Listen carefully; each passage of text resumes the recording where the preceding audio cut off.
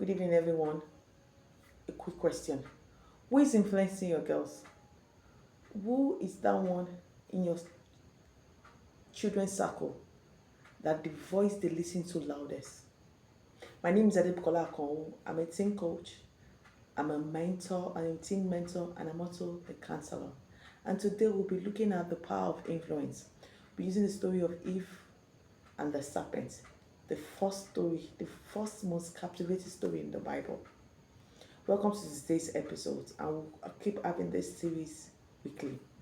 We're looking at one of the earliest stories in the Bible today, the story of Eve and the serpent. Now, this story is not just a piece, it's not just something that is talking about a fruit. When we hear the story of the serpent and Eve, the first thing that comes is the fruit. But this particular day, we're not just talking about the fruit, we're talking about relationship, conversations, and most especially influence. The serpent didn't just come to Eve and just tell Eve, take this fruit and eat it. No. It wasn't just as if he came and he just spoke once and Eve took it. No. It was something. The serpent had Eve's attention. The serpent was not just an acquaintance. It was someone that influenced Eve. He had Eve's trust. Eve trusted him. There was a connection. They had conversations, and actually, there was a convincing.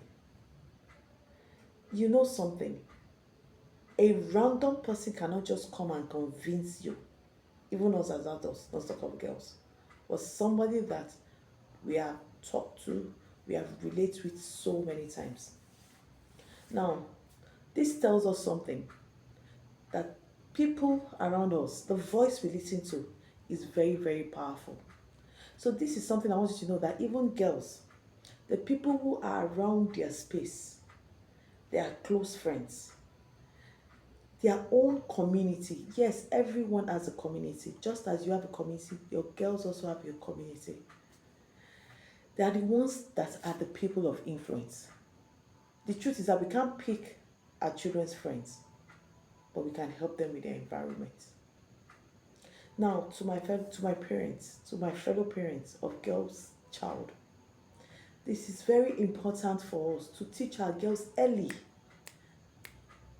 how to choose the right friends wisely, how to recognize truth from lies, how to say no. Recently, like the course that's coming up August 29th to 30, I have noticed that I had this thing of not saying no. It was something that I have been doing all my life. I didn't even know how to miss people, stand to people and tell the people no. It took a while of me deliberating and understanding that it was my wiring. It was the way I was raised. I didn't have any reason to say no to people because I don't know. Times you just feel you don't really have to just say anything. Being a people pleaser was one of the things I had when I was growing up, and it's not good. So today we're going to ask ourselves, who is influencing our girls? What conversation are shaping their minds? Are we as parents and even us as mentors close enough to guide them? So this here is what I want you to know. Because we are going to be raising girls together. Yes, I'll be in your space. We'll be raising girls together. Who questions what they hear and who are strong enough to stand for what is right, even when it's hard.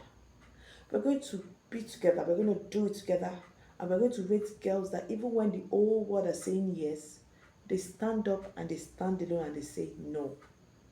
That is the girls we're going to be raising.